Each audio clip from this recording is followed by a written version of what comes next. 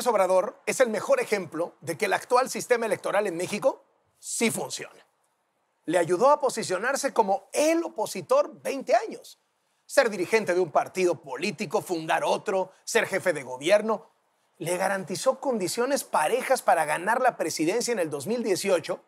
Y ahora que está en plenitud de su poder, quiere destruir ese sistema electoral. No quiere que nadie más tenga las oportunidades que él tuvo. ¿Y qué me dice Morena? Gracias a este sistema electoral que ahora quiere dinamitar, Morena pudo en tan solo 8 años crearse como partido político, obtener miles de millones de pesos de financiamiento público, conseguir cientos de diputados, decenas de senadores, 20 gobernadores y ganar la presidencia. El pretexto es la austeridad. López Obrador y Morena están tratando de vender, están tratando de engañar, de que su reforma electoral implica ahorrarse dinero. En realidad, lo único que hace es pasar la tijera sobre todo aquello que le implica contrapeso, equilibrio, diversidad política. Menos presupuesto a la oposición para hacer campañas, menos presupuesto al árbitro para que le cueste trabajo ser imparcial, menos diputados a la oposición en el Congreso. Que no se gaste tanto, ya no van a tener los partidos el dinero que actualmente disponen. Se queja de que los consejeros electorales ganan mucho dinero. Bueno, pues un consejero cuesta en todo un año lo que López Obrador va a gastar en decoraciones navideñas para su casa.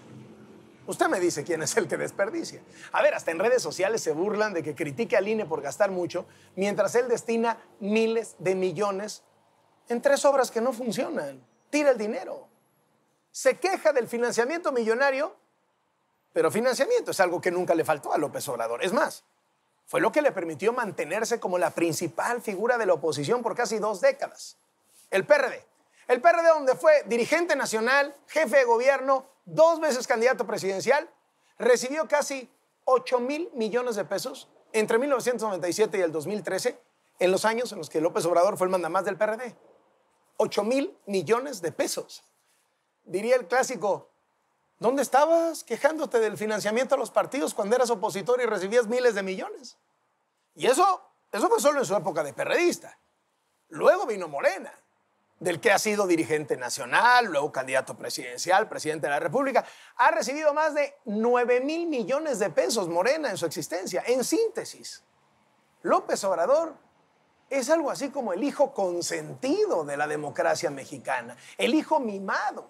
Ha recibido más de 17,000 millones de pesos de dinero de todos los mexicanos para financiar sus actividades políticas como opositor.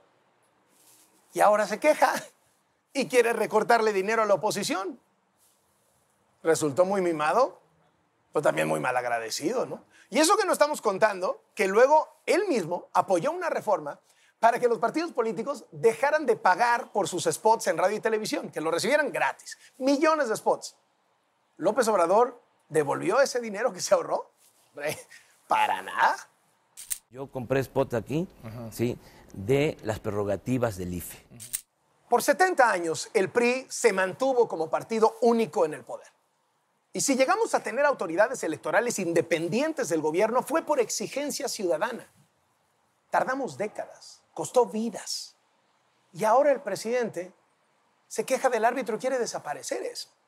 Pero basta con revisar los últimos 25 años para darnos cuenta que el árbitro independiente en las elecciones ha garantizado que el partido en el poder no sea el que gane siempre. Veamos.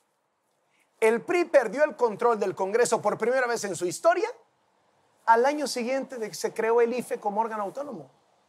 De las últimas 4 elecciones presidenciales, en 3 ha ganado la oposición. Y cuando hay elecciones para gobernador, las probabilidades de que gane la oposición son mayores a que gane el gobierno. O sea, si López Obrador habla de fraude, en realidad es porque no es capaz de reconocer sus propias derrotas electorales. Nunca en la vida hemos escuchado de López Obrador un perdí, reconozco mi derrota, felicito al ganador. Jamás. O gana él o fue fraude. No pueden justificar el fraude electoral. Nos robaron la elección presidencial. Fraude electoral. Fraude. Me robaron la presidencia. Nos robaron la presidencia en el 2006. Medalla de oro en fraude electoral. Si se robaron la presidencia, no creo que haya otro país con más fraudes electorales que México. Es tan confiable el INE que le gana en popularidad a López Obrador. A lo mejor todo esto es porque lo tiene celoso. El INE tiene una aprobación de 88% y el presidente 59%. ¿Qué quiere el presidente? Desaparecer al INE, quitarle la autonomía y que sea él quien nombre a los árbitros.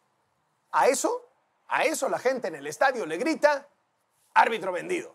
Eso es una trampa. No está de más que recuerden que hasta hace 25 años, ¿saben quién organizaba las elecciones? La Secretaría de Gobernación. Quiere recortar de 11 a 7 el número de consejeros y vender la idea de que van a ser electos por el pueblo. No, no es así. Porque para llegar a la boleta de esa elección, ¿sabe cómo es? Los tuvieron que haber propuesto o el presidente, o el Congreso, donde Morena es mayoría, o la Suprema Corte, que no es precisamente de oposición. ¿Se imaginan lo imparciales que van a ser los árbitros? A ver, hasta López Obrador, cuando era oposición, entendía la importancia de que el árbitro electoral sea independiente del gobierno. El logro más importante es el de la autonomía del Consejo del IFE, la forma como se llegó a tener consejeros independientes. No solo dejó el IFE de depender de gobernación, se cortó el umbilical, sino que ya el órgano de dirección del IFE se formó tomando en consideración la opinión de los partidos de oposición. Lleva días repitiendo que él no quiere desaparecer al INE, que no quiere desmantelar al INE, pero ya hasta tiene planes para que si la reforma se aprueba, los edificios y propiedades del INE pasen al instituto para devolverle al pueblo lo robado. Sí, el mismo instituto donde está documentado que se roban lo robado. Así que al hijo consentido, al hijo mimado de la democracia mexicana, no le importa la democracia mexicana. Solo que tiene un pequeño problema. La democracia no es de él. La democracia no es de López Obrador. La democracia es de México. La democracia es nuestra, de los ciudadanos. Y al quererla debilitar, el presidente está jugando con fuego. Y no sé si se está dando cuenta de lo que México está dispuesto a hacer para defender su democracia. Soy Carlos Loret de Mola. Esto es Latinos.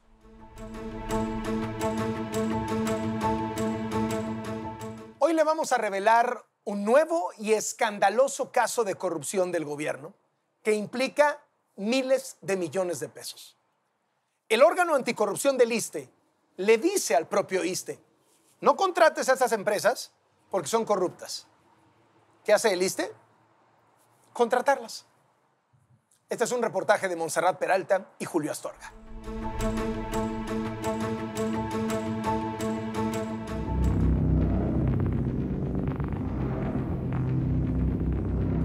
Ya tomamos la decisión de que se va a limpiar de corrupción porque era lo más echado a perder del sector salud. Si el sector salud estaba mal, infestado de corrupción, el ISSSTE era lo peor. Funcionarios del ISSSTE beneficiaron directamente a 12 empresas con la entrega de contratos por hasta 6,000 millones de pesos, a pesar de que el órgano interno de control del instituto les advirtió que no lo hicieran porque estaban violando la ley.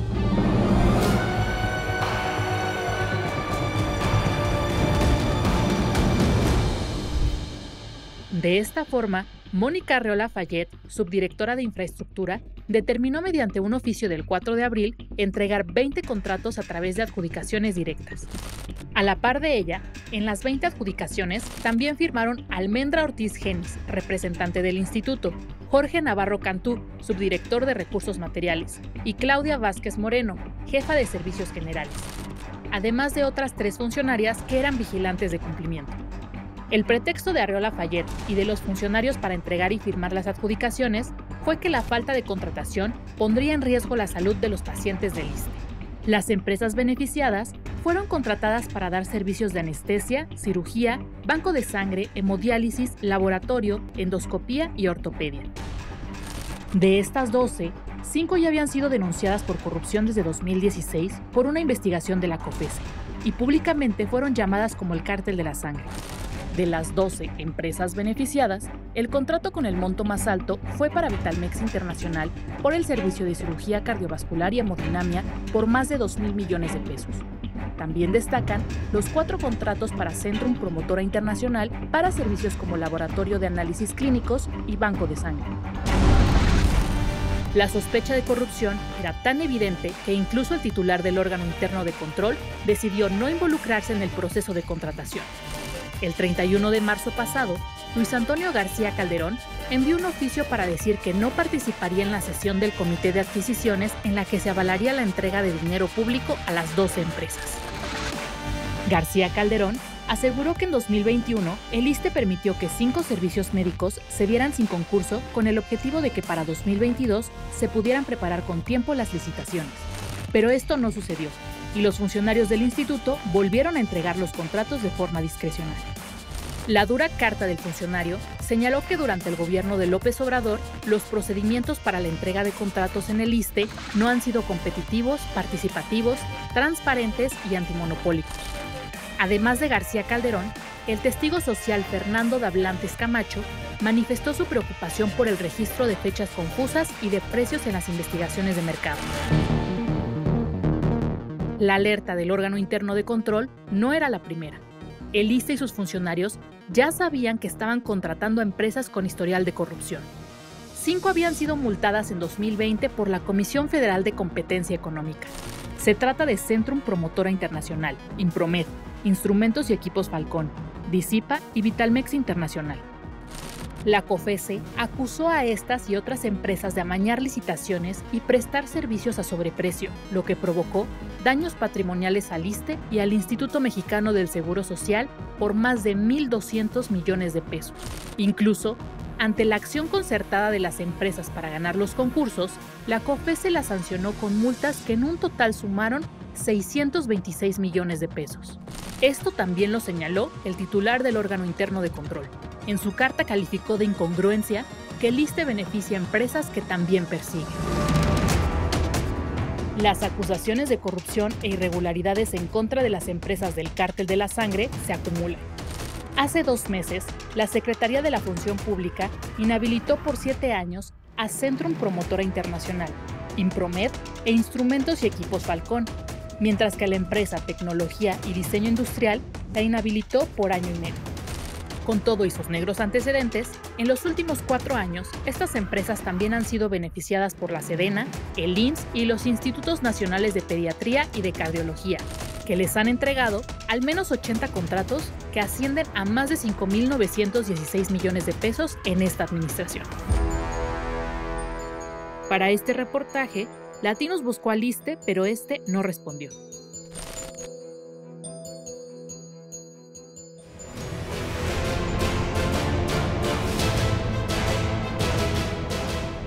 ¿A quién más íbamos a tener hoy en Latinos? Al presidente del INE, Lorenzo Córdoba. Muchas gracias por estar aquí. ¿Por qué la risita? No, bueno. ¿A quién más? Bueno, está bien. Por los tiempos se entiende. Gracias, Carlos. Un privilegio, como siempre. Bueno, creo que algunas veces ha mencionado el presidente López Obrador el nombre de Lorenzo Córdoba últimamente en las mañaneras, me parece. Me han contado que sí. Sí. Creo que puso unas grabaciones como los niños cuando descubren una nueva película, que nomás quieren ver El Rey León 7 veces, 3 veces aquella grabación. Sí, por cierto, una grabación ilegal sobre la que ni la Procuraduría anteriormente ni la Fiscalía han hecho nada.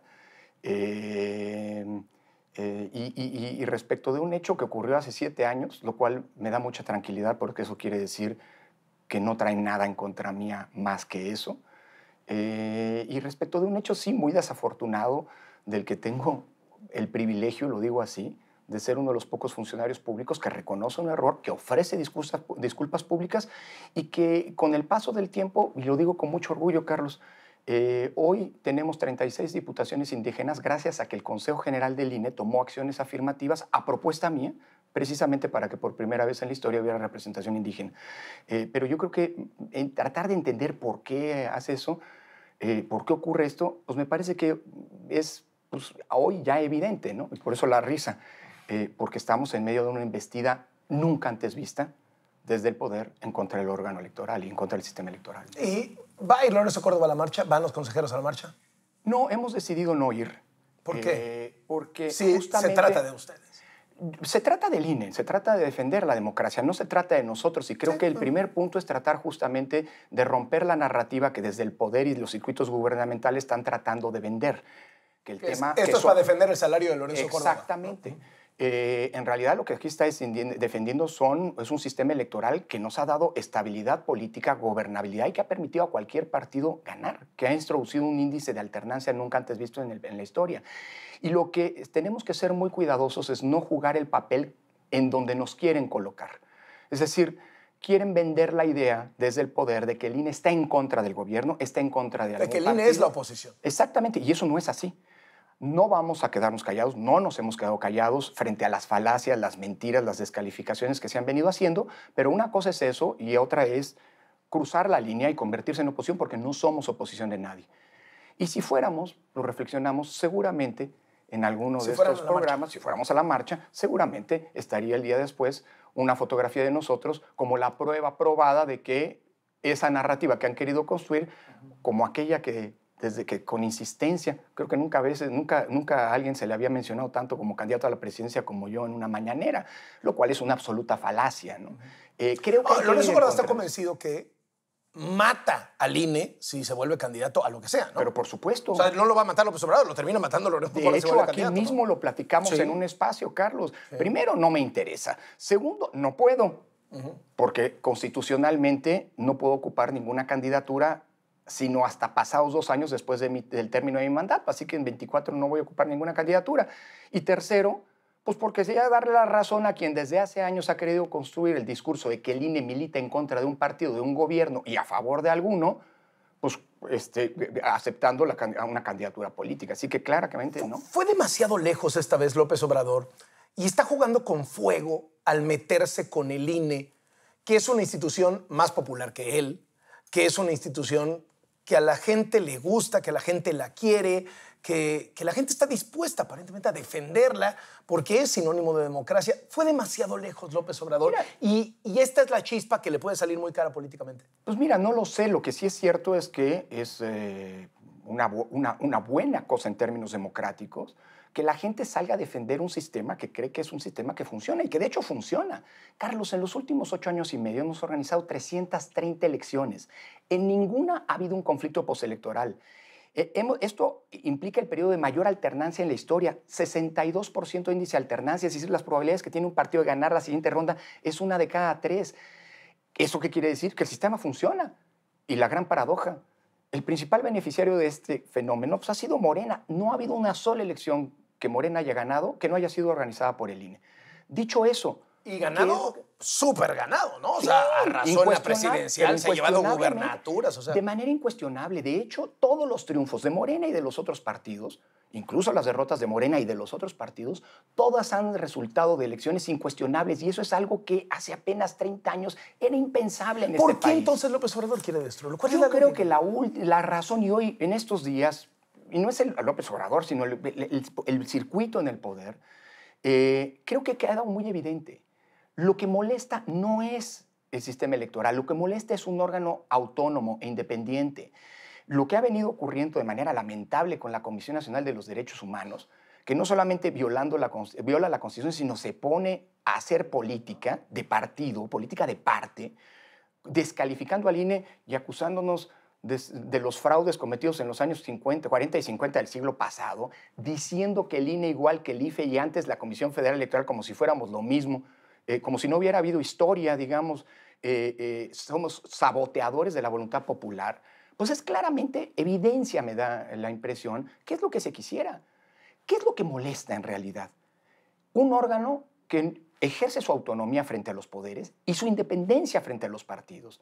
que se dice que está sesgado, pero hay millones de ejemplos, miles de ejemplos de cómo aplicamos el mismo rasero a un partido o a otro.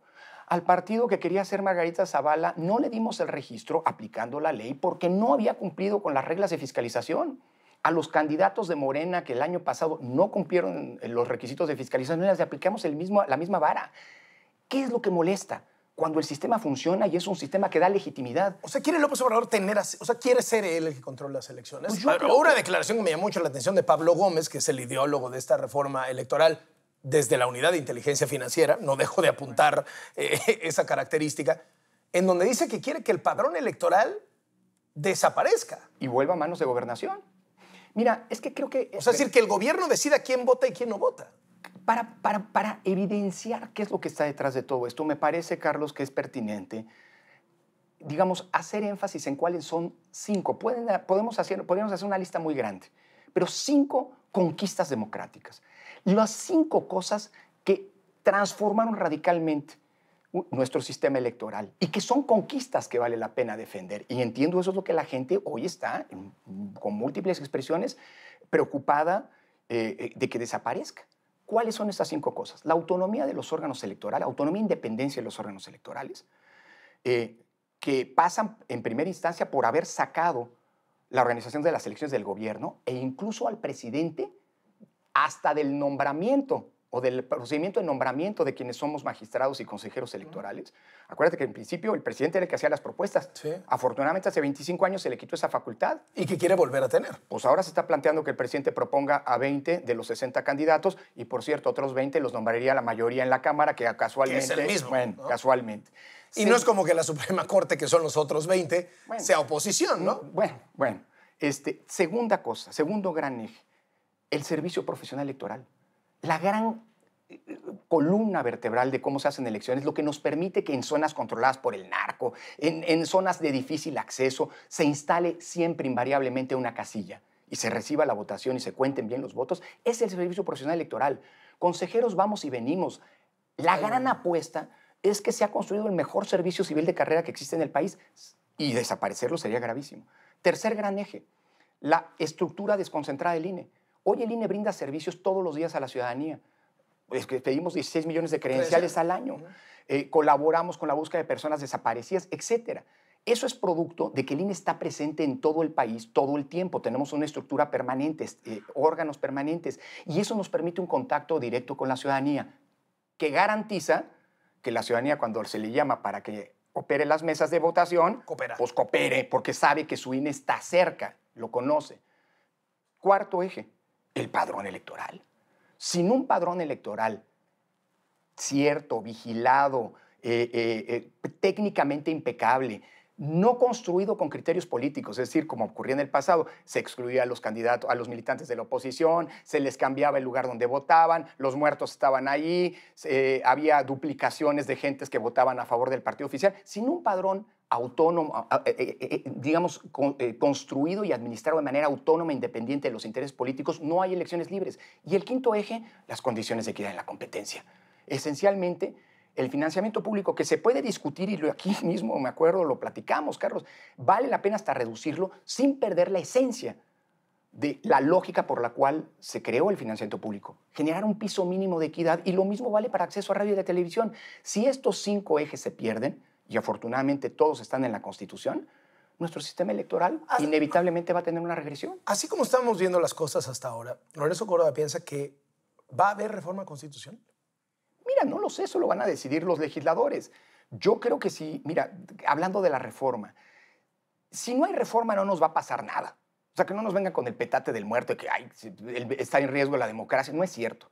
Si nos quedamos con las reglas que hoy tenemos, en el 24 el INE va a organizar la mejor elección organizada hasta ese momento, como ha venido ocurriendo elección tras elección.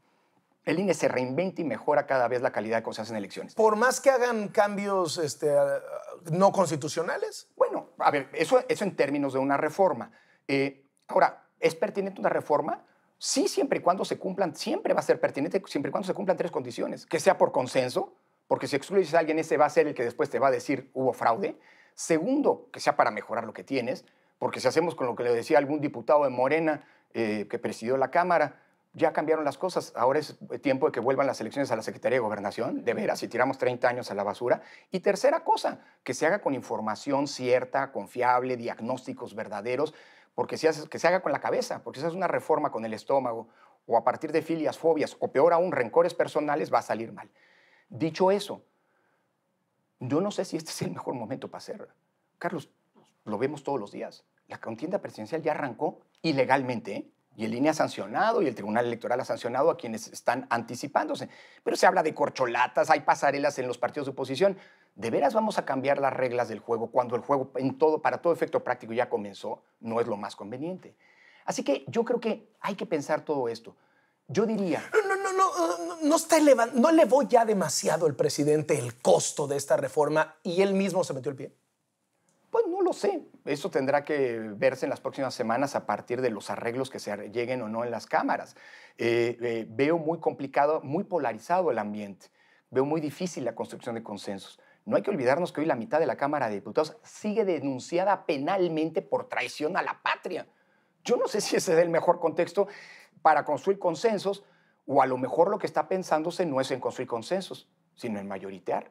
Y si vamos a una reforma electoral que, a diferencia de las que han ocurrido en los últimos 25 años, sean producto de un mayoriteo, la reforma electoral va a ser fuente de los problemas cuando hoy lo electoral ya no es un problema como ocurría hace 30 años. Entonces, me imagino, Lorenzo Córdoba, que vamos a tener un presidente que, a ver, llevamos ya 4 años, que siga gobernando desde el rencor. O sea, uno entiende que al principio, pues, ves al pasado, ya casi va de salida, o sea, ya está más de salida que de entrada. Y, o sea, este tamaño de rencor. Pues mira, sin meterme a discutir qué pasó en el 2006, porque yo soy de los que cree que la historia, que hay que caminar cuando tenemos tantos problemas viendo hacia adelante y no por el retrovisor. Se menciona tanto el 2006 como si fuera la fuente de todos nuestros problemas. Y sin lugar a dudas, vuelvo a insistir, no nos debe volver a pasar como sociedad un 2006. Pero precisamente para que no nos pasara, ya hubo 2 reformas electorales. Se cambió en 2007 el sistema de comunicación política precisamente para que los problemas que tuvimos en 2006 no volvieran a ocurrir. Se puso en la Constitución que los servidores públicos no podían intervenir en procesos electorales ni con recursos ni actuando para evitar las distorsiones en la equidad de la competencia, precisamente para que no nos pasara lo de 2006. En 2014 se volvió a reformar la Constitución. O sea, con las reglas de hoy, la elección de 2006 se hubiera anulado.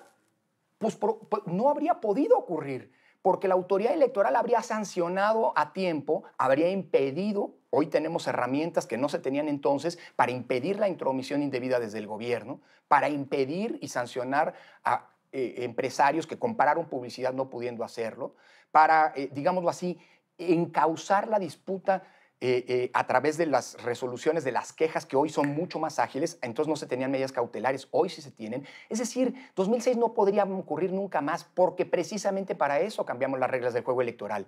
Por eso, justamente, en los últimos 8 años y medio, hemos tenido el periodo de mayor estabilidad política electoral en nuestra historia. Y cambiarlo, sobre todo cambiarlo, no para ajustar, no para mejorar, que es mejorable el sistema electoral, que se tiene que abaratar el costo de las elecciones. Yo estoy de acuerdo. Justo iba yo. Hay algunas partes pero que no conectan. Lo cambias dinamitándolo, Carlos. No te lo cambias tirando el puente para construir uno nuevo. Lo vas ajustando y reforzando, ¿no? Sí, o sea, decir, claramente López Obrador quiere tener el control del árbitro, quiere ser él el árbitro, quiere ser él el que organiza las elecciones. No me cabe duda. Pero, ¿cómo lo está disfrazando? Está diciendo, oye, vean cuánto gana Lorenzo. Vean cuánto cuestan las elecciones. Vean la lana que se llevan los partidos.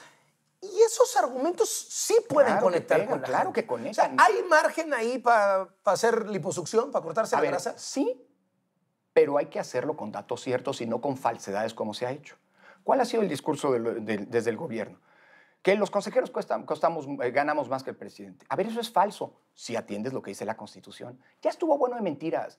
Porque lo que se ha venido diciendo es hablar de sueldos. La Constitución no habla de sueldos. La Constitución habla de remuneraciones. Dice que nadie puede tener una remuneración mayor a la del presidente de la República. Y luego dice que son remuneraciones. Remuneraciones no es nada más el sueldo. Es el sueldo, sin duda, son las prestaciones, sin duda, pero también son todos los beneficios materiales que se le da a un funcionario público. Vivienda, el presidente López Obrador no paga renta, servicio no paga doméstico. Coche, bueno, ahora sabemos que hay varios militares que le prestan servicio doméstico gratuito al presidente. Y está bien que sea así, Pero todo eso es lo que se tiene que calcular, cosa que no ha hecho la Cámara de Diputados. Y una vez que se haga, te apuesto doble contra sencillo que no hay ningún funcionario, al menos en el INE, que tenga una remuneración mayor a la del presidente. Pero es una trampa. Dicho eso, otra mentira. El INE es el órgano electoral más caro del mundo. Falso. Con datos, cuando quieran, podemos discutirlo. Proporcionalmente al tamaño del país, el Tribunal Electoral de Panamá, el Tribunal Superior Electoral de Brasil o la Registraduría de Colombia son órganos que son más caros que el INE, aunque el INE cumple funciones que aquellos no tienen. Por ejemplo, nosotros monitoreamos toda la radio y la televisión. En Brasil, ahora en las elecciones, una de las quejas de Bolsonaro es que algunas radiodifusoras habían apoyado a Lula dándole más tiempo. Y el Tribunal Superior Electoral de Brasil dijo, no hay modo de saberlo y no lo estás probando. Y dijeron, en ningún lado del mundo, me decían a mí, se puede saber. No, en México sí, porque nosotros monitoreamos, cosa que ustedes no hacen. Dicho eso, que las elecciones son las más caras. Falso. Lo que costó la inversión en urnas electrónicas en Brasil para esta elección es prácticamente lo que cuesta hacer una elección federal en México. Lo que costó solo el sistema de difusión de datos preliminares, el equivalente al PREP, en Colombia, fueron $300 millones, solo ese sistema. El 75% de lo que te cuesta hacer una elección en México. Solo un sistema cuesta las 3/4 partes de lo que cuesta hacer una. Es decir, es un discurso que conecta mucho, pero es un discurso plagado de mentiras y falacias. ¿Hay por dónde recortar? Claro que hay muchas maneras de hacerlo. ¿Qué es lo que más cuesta de nuestras elecciones? El trabajo de campo que se tiene que hacer y que es producto de la desconfianza, Carlos. En pocos países del mundo, a los funcionarios de las casillas se les sortea entre millones y millones de ciudadanos. El INE tiene que visitar a 13 millones de ciudadanos en sus casas cada vez que hay una elección. ¿Sabes lo que cuesta eso en un país tan grande como el nuestro? Bueno, y necesitamos, todo esto es para sacar de ahí a 1,5 millones de funcionarios de mesa. ¿Por qué tenemos que visitar a 13 millones cuando necesitamos más de 1,5 millones? Porque la desconfianza hizo que se tuviera que sortear y que fueran muchos y entonces no vaya a ser que el INE vaya a poner a los funcionarios a modo. Y eso cuesta. ¿Por qué no reducimos, por ejemplo, en lugar de 13 millones de visitas, a la mitad? Te ahorraste la mitad del trabajo, del gasto de trabajo de campo. Pero, ojo, que después los partidos, si se hace eso, no vengan a decir, ay, no me hicieron fraude porque no hubo un verdadero sorteo aleatorio. Es decir, hay muchas cosas que se pueden hacer, que se pueden mejorar, pero que muchas... Te pongo otro ejemplo, perdón.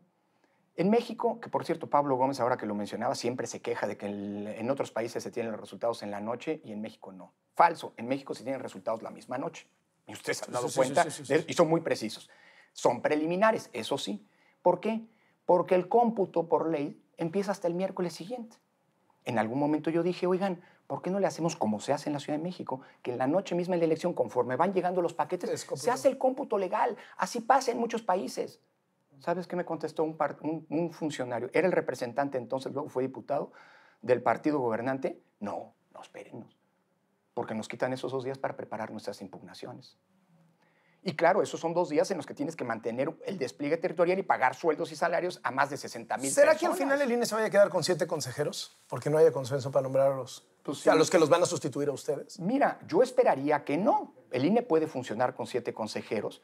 Ellos tendrán que nombrar un presidente o presidenta entre ellos mismos, pero no es lo ideal, porque eso abre la puerta a que en el 2024 alguien diga, híjole, se hizo una elección sin que el órgano estuviera debidamente integrado. Jurídicamente no tendría problema, pero creo que en términos de legitimidad no es lo más conveniente, sobre todo cuando tenemos jugadores tan tramposos y tan poco leales con las reglas del juego. ¿Qué sí de la reforma electoral de López Obrador? ¿Hay algo bueno? Sí, yo creo que, por ejemplo, el avanzar hacia el voto electrónico es una buena idea. Ya el INE ha avanzado mucho en esto. Los brasileños son un ejemplo mundial de cómo se pueden hacer elecciones confiables con urnas electrónicas. Ahora, no es cierto que es un automático a barata costos, porque tienes que invertirle en aparatos que tienen que garantizar, máquinas que tienen que garantizar que no te hackeen. Claro, primero. Okay. Segundo, y los brasileños son un gran modelo en ese sentido. Segundo, como yo les decía ahora en Brasil, nuestras urnas electrónicas, las que estamos haciendo ahora en el INE, que son, pues digamos, que estamos usando paulatinamente, son mucho más bonitas, pero las brasileñas son mucho más seguras. Llevan 25 años de ventaja.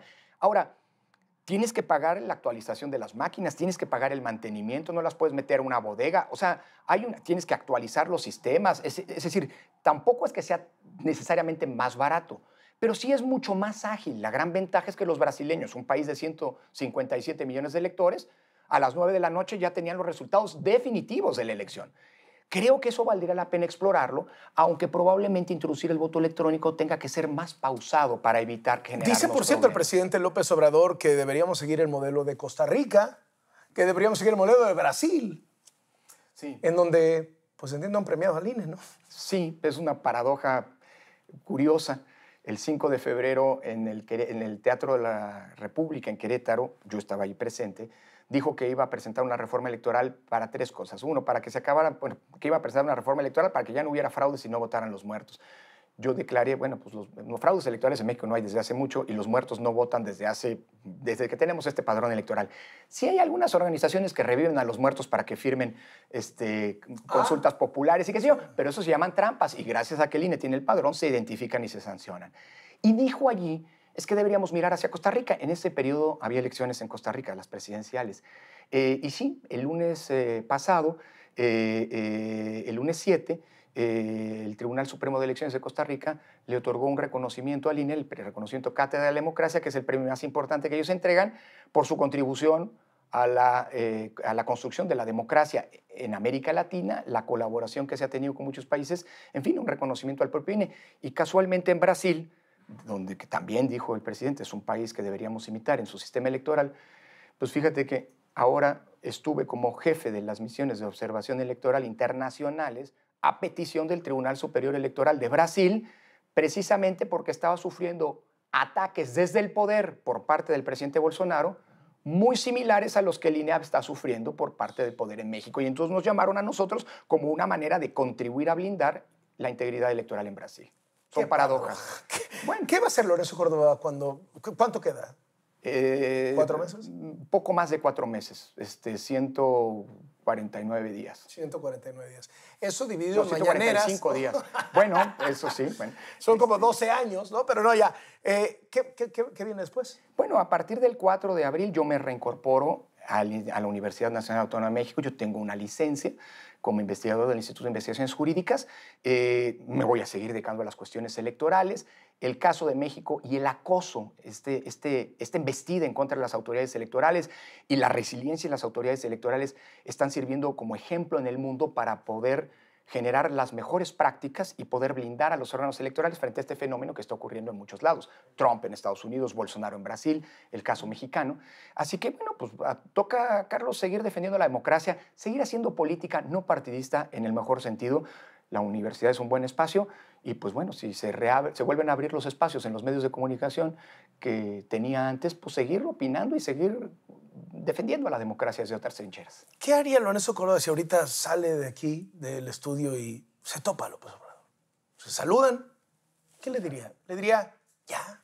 ¿O qué le diría Lorenzo Bueno, Córdoba? a ver, Carlos, es que yo desde que el presidente López Obrador tomó posesión, nos hemos encontrado en algunos lugares, en paraderos, en carreteras, comiendo barbacoa, ¿no? Y en algunos actos públicos. Y por supuesto Sí, siempre pero hay nunca mucha en cordialidad. esta atmósfera. No, yo varias veces planteé la posibilidad y la necesidad de reunirnos con el presidente, de reunirme con el presidente, entre otras cosas para explicarle el sistema electoral. Y no quiso. Porque su discurso está plagado de falacias y de equívocos. Entonces, explicarle, por ejemplo, cuánto cuesta realmente el INE. ¿Y no aceptó que hubiera una cita? Hasta ahora nunca me han dicho lo que me dijeron en su momento interlocutores fue que no quería reunirse conmigo para que no se diera la impresión que estaba metiendo con las cuestiones electorales. Bueno, está bien, yo respeto mucho ese planteamiento. Lo que sí digo es que la comunicación con el gobierno ha sido muy fluida. Creo que nunca, como con este gobierno, había habido comunicación y colaboración de parte del INE, con la Secretaría de Gobernación, con la Secretaría de Hacienda, con la Secretaría de Economía, con la Secretaría del Trabajo. En virtud de la reforma laboral, yo soy miembro, integrante de la Junta de Gobierno El tema es el presidente. Pero es que en este gobierno el presidente es todo. Sí, bueno, en fin, pues sí. Y mira, colaboración ha habido y seguirá habiendo. Somos un órgano del Estado, autónomo, pero del Estado. Y sabemos que tenemos que colaborar para brindar servicios a la ciudadanía. Si el presidente no quiere que nos reunamos, pues no nos reuniremos. Tal vez cuando termine nos reuniremos y podré finalmente explicarle que ese es mi deseo. Cómo a lo mejor le mienten, a lo mejor tiene información errónea. Pues explicarle qué es el sistema electoral que tenemos, y explicarle por qué vale la pena defender las conquistas que él y muchísimas otras personas, con el paso del tiempo y luchas no menores, logramos construir y que vale la pena defender. En este momento, y con esto cierro, ¿cuál sería el pronóstico de Lorenzo Córdoba? ¿Muere el INE? No, lo he dicho incluso en sesiones y hay quien se molesta.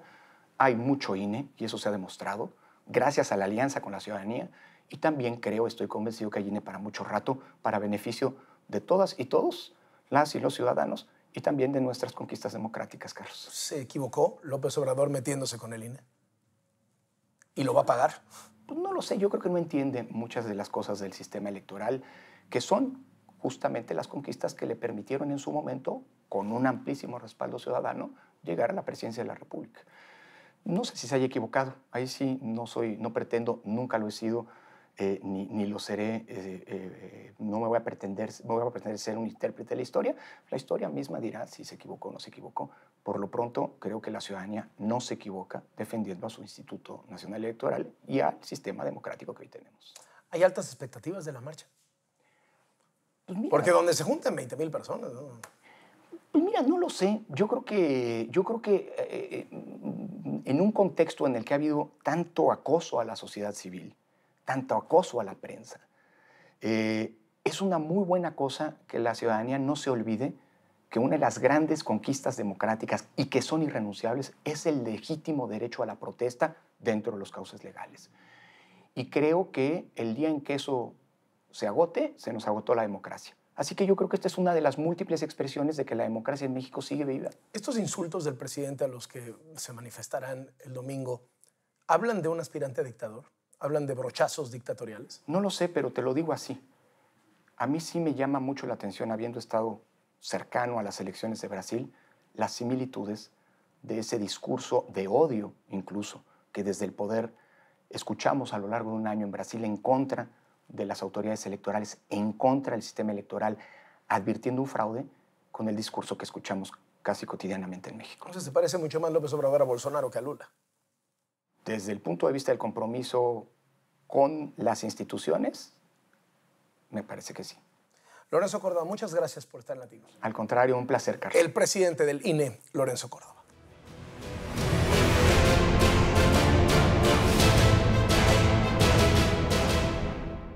Esta vez no me despediré diciendo nos vemos la próxima semana, porque en realidad nos vamos al Mundial.